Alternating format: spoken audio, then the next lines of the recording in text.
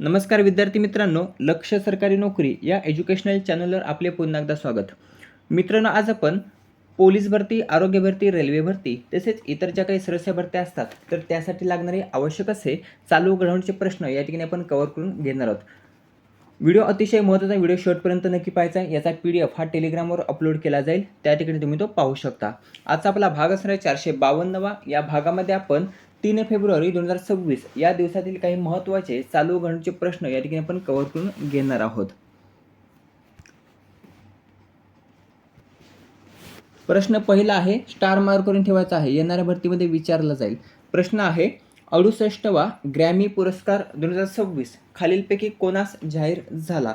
तर नुकतंच 68वा ग्रॅमी पुरस्कार 2026 हा पर्याय दलाई लामा, नाव लक्षात ठेवायचं आहे, दलाई लामा यांना बघा 90व्या वर्षी, कितव्या वर्षी तर 90व्या वर्षी ग्रॅमी पुरस्कार हा नुकताच जाहीर झालेला आहे. वयाच्या 90व्या वर्षी हा पुरस्कार त्यांना जाहीर झालेला आहे.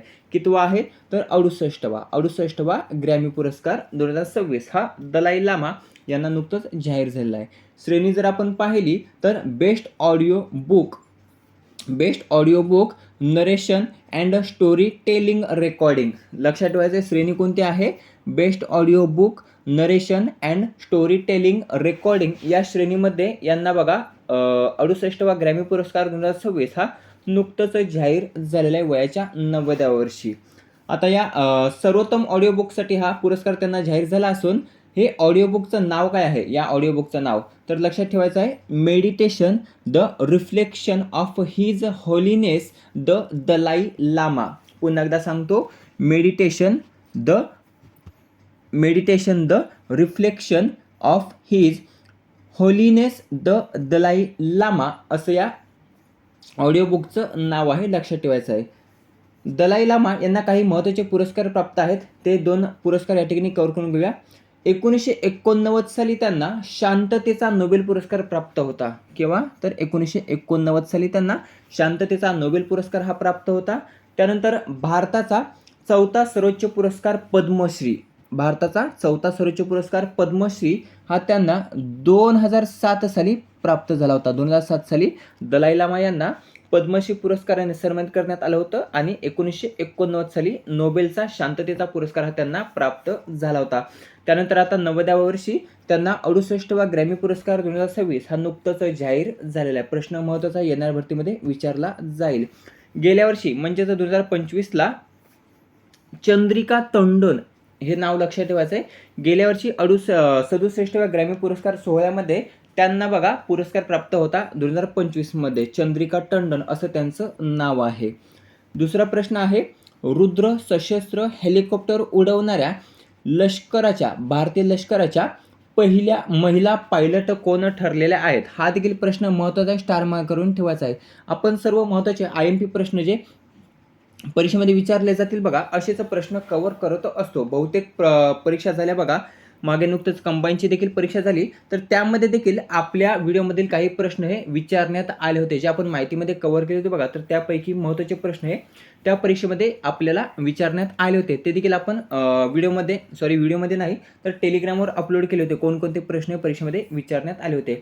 तसेच येणारी भरती असेल, पोलीस भरती असेल, वेगळ्या परीक्षा असतील बघा, तर त्यामध्ये आपण जे प्रश्न कव्हर करतो असतो IMP प्रश्न, तर ते परीक्षेमध्ये विचारले जात असतात. त्यासाठी आपल्याला माहिती जी मी सांगतो या ठिकाणी तर ते आपल्याला वहीमध्ये नोट डाऊन करायचे आहे. तसंच टेलिग्रामवर बघा याबद्दलची सर्व माहिती आपण त्या ठिकाणी अपलोड करत असतो. प्रश्न आहे, रुद्र सशस्त्र हेलिकॉप्टर उडवणाऱ्या लष्कराच्या पहिल्या महिला पायलट खालीलपैकी कोण बनल्या आहेत? त्यांचं नाव आहे पर्याय क कॅप्टन हंसजा शर्मा ह्या रुद्र सशस्त्र हेलिकॉप्टर उडवणाऱ्या भारतीय लष्कराच्या पहिल्या महिला पायलट ठरलेल्या आहेत. प्रश्न महत्त्वाचा आहे, रुद्र सशस्त्र हेलिकॉप्टर. आता हे विकसित कोणी केलेले आहे असा देखील प्रश्न विचारला जातो, कारण ट्रेंडिंग आहे. तर रुद्र सशस्त्र हेलिकॉप्टर हे विकसित केलेले आहे HAL द्वारा. हिंदुस्तान एरोनॉटिक्स लिमिटेड याद्वारे रुद्र सशस्त्र हेलिकॉप्टर हे विकसित केलेले आहे. DK सुनील हे HALचे सध्याचे प्रमुख आहेत, लक्षात ठेवायचे आहे, DK सुनील. हे जे काही रुद्र सशस्त्र हेलिकॉप्टर आहे तर ते HALने विकसित केले असून पूर्णपणे स्वदेशी आहे, लक्षात ठेवायचं आहे, स्वदेशी.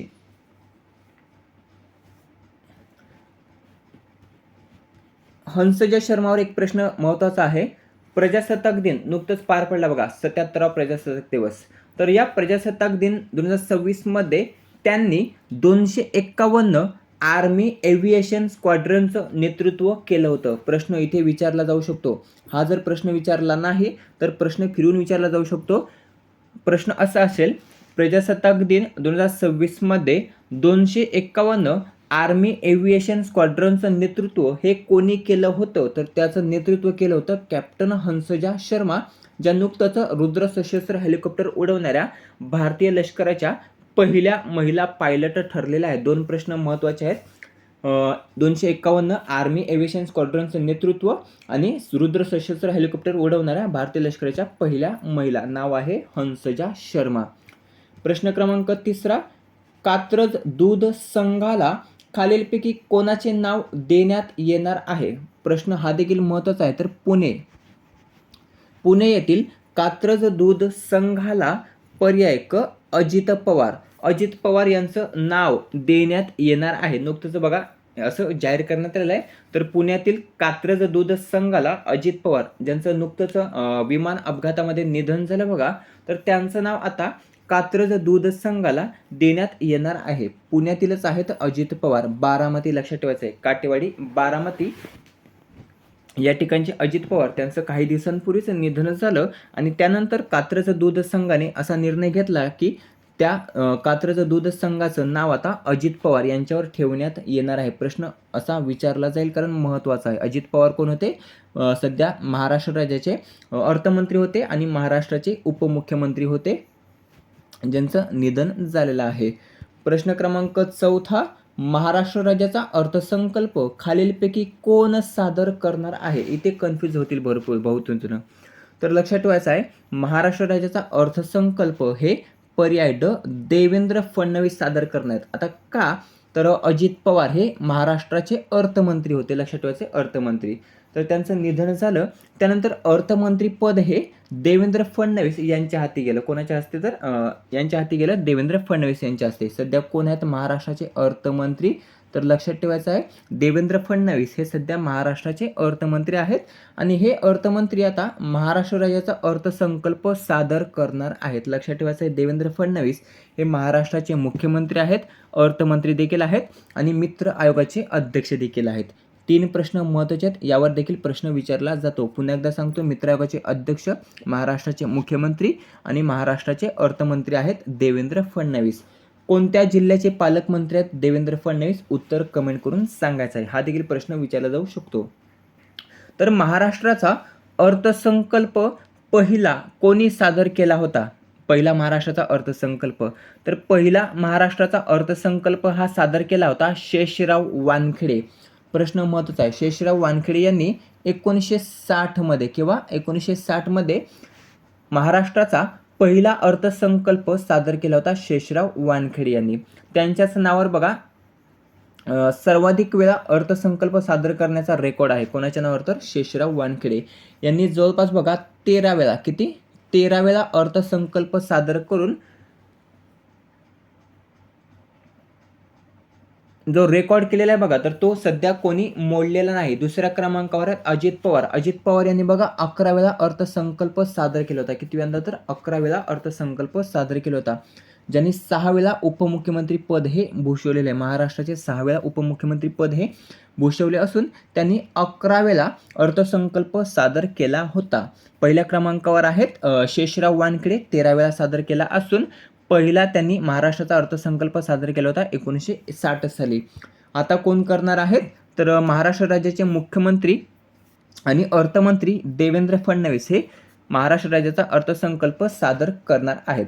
अर्थसंकल्पीय अधिवेशन 23 फेब्रुवारी 2026 ते 20 मार्च 2026 या दरम्यान चालणार आहे. 23 फेब्रुवारी ते 20 मार्च या दरम्यान ते चालणार आहे. प्रश्न क्रमांक 5, कॅनडातील ओंटारिओ प्रांतामध्ये कोणाची न्यायमूर्ती म्हणून नियुक्ती करण्यात आली?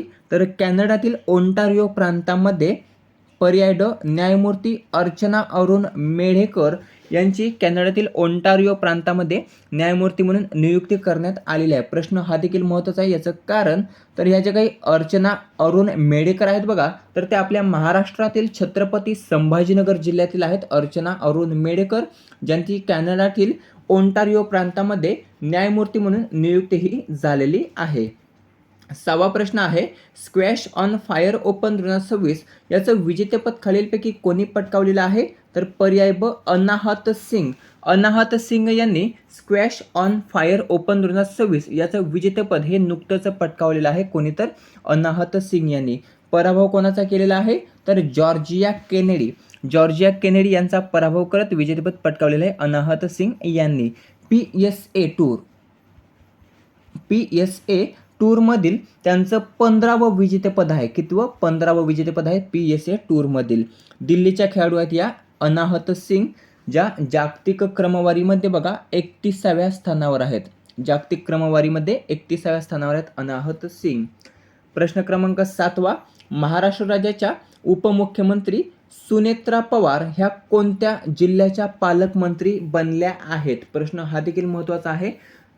महाराष्ट्राच्या उपमुख्यमंत्री सुनेत्रा पवार ह्या पर्याय ब, पुणे आणि बीड. पुणे आणि बीड या 2 जिल्ह्याच्या पालकमंत्री बनलेल्या आहेत. या अगोदर अजित पवार या 2 जिल्ह्याचे पालकमंत्री होते, त्यांचं निधन झालं आणि त्यानंतर पुणे आणि बीड या 2 जिल्ह्याचे पालकमंत्री बनलेले आहेत महाराष्ट्राच्या उपमुख्यमंत्री सुनेत्रा पवार. यांच्यावर एक प्रश्न लक्षात ठेवायचा आहे, महाराष्ट्राच्या पहिल्या महिला मुख्यमंत्री कोण ठरल्या? तर सुनेत्रा पवार ह्या महाराष्ट्राच्या पहिल्या महिला उपमुख्यमंत्री ठरलेल्या आहेत. त्यांच्याबद्दल भरपूर काही माहिती आपण या अगोदर कव्हर केलेली आहे, ती या ठिकाणी आपण घेणार नाही आहोत.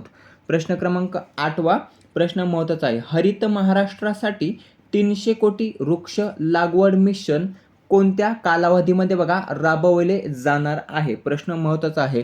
तर नुकतंच देवेंद्र फडणवीस आपले महाराष्ट्राचे मुख्यमंत्री तर यांनी आदेश दिलेले आहेत. तर त्या आदेशानुसार पर्याय अ 2026 ते 2028 2026 ते 2028 या कालावधीमध्ये हरित महाराष्ट्रासाठी 300 कोटी वृक्ष लागवड मिशन हे राबवले जाणार आहे, असे निर्देश हे आपल्या महाराष्ट्राचे मुख्यमंत्री देवेंद्र फडणवीस यांनी दिलेले आहे. त्याचं कारण तर राज्यातील वनक्षेत्र हे 33% किती?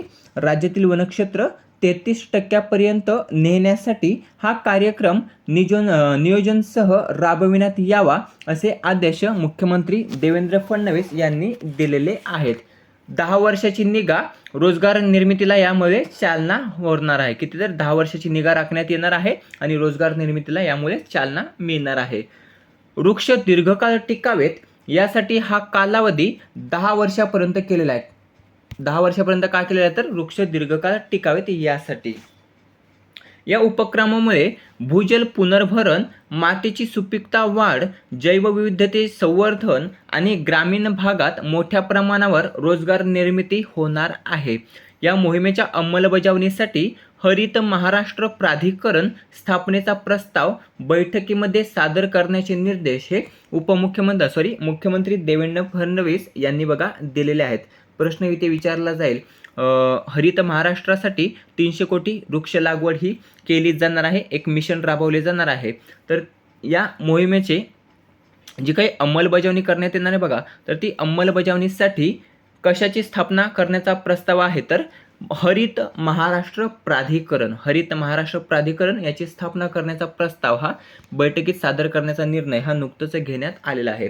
आता मित्रांनो, हे झाले माहितीसोबत करंट अफेअर्स. आता घेऊया रिव्हिजन. आमचं जे आपला या ठिकाणी आपण माहिती कव्हर केली बघा, तर ती रिव्हिजन पद्धतीने कव्हर करून घेऊया. पहिला प्रश्न होता, 68वा ग्रॅमी पुरस्कार 2026 कोणास जाहीर झाला? तर दलाई लामा यांना जाहीर झाला आहे. पुढील प्रश्न आहे, रुद्र सशस्त्र हेलिकॉप्टर उडवणाऱ्या भारतीय लष्कराच्या पहिल्या महिला पायलट कोण ठरल्या? कॅप्टन हंसजा शर्मा ह्या ठरलेल्या रुद्र सशस्त्र हेलिकॉप्टर उडवणाऱ्या भारतीय लष्कराच्या पहिल्या महिला पायलट. पुढील प्रश्न आहे, कात्रज दूध संघाला खालीलपैकी कोणाचे नाव देण्यात येणार आहे? तर अजित पवार यांचं नाव देण्यात येणार आहे कात्रज दूध संघाला. चौथा प्रश्न आहे, महाराष्ट्र राज्याचा अर्थसंकल्प खालीलपैकी कोण सादर करणार आहे? तर देवेंद्र फडणवीस, जे महाराष्ट्राचे सध्याचे अर्थमंत्री आहेत, तर हे महाराष्ट्र राज्याचा अर्थसंकल्प सादर करणार आहेत. शेवटचा सादर केला होता अजित पवार यांनी, लक्षात ठेवायचं, ज्यांचं निधन झालेलं आहे.